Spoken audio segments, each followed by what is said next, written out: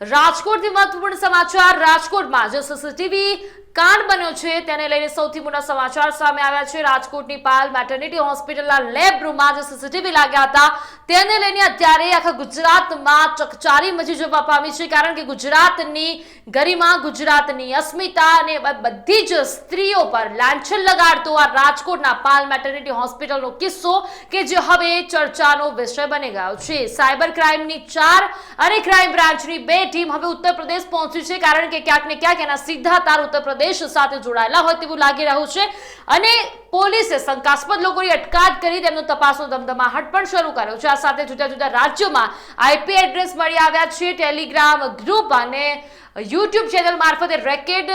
ચાલી રહ્યું હોય તેવું પણ સામે આવ્યું છે। વિડીયો વાયરલ કરવામાં સંગઠિત ગેંગની સંડોવણી પણ સામે આવી છે એવું એટલા માટે કહી રહ્યા છે કારણ કે જે પાયલ મેટર્નિટી હોસ્પિટલનો જે લેબ રૂમ છે કે જેમાં ગર્ભવતી સ્ત્રી પોતાની સોનોગ્રાફી કરાવવા જતી હોય છે, એ સ્ત્રીના નગ્ન ક્યાંક ને ક્યાંક વિડીયો પણ વાયરલ થયા છે અને એ જ વિડીયો છે ટેલિગ્રામ ગ્રુપ અને યુટ્યુબ ચેનલમાં મૂકી દેવામાં આવ્યા છે, એટલે કે લીક કરી દેવામાં આવ્યા છે અને આ સમાચાર મળતાની સાથે ગુજરાતમાં આ એક ચર્ચાનો વિષય બની ગયો છે। હવે જોવાનું એ રહેશે કે આખરે આ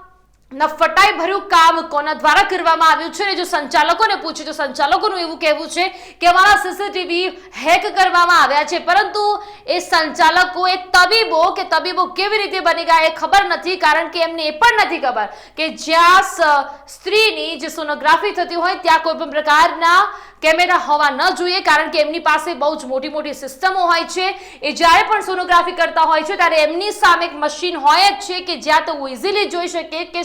સ્ત્રીના શરીરમાં શું છે અને કેવી રીતે સોનોગ્રાફી કરવી જોઈએ, પરંતુ હવે એમને સીસીટીવીની મદદની જરૂર પડી। હવે આખરે આમાં ચોર કોણ છે એ સાબિત પોલીસ દ્વારા ટૂંક સમયમાં કરવામાં આવશે।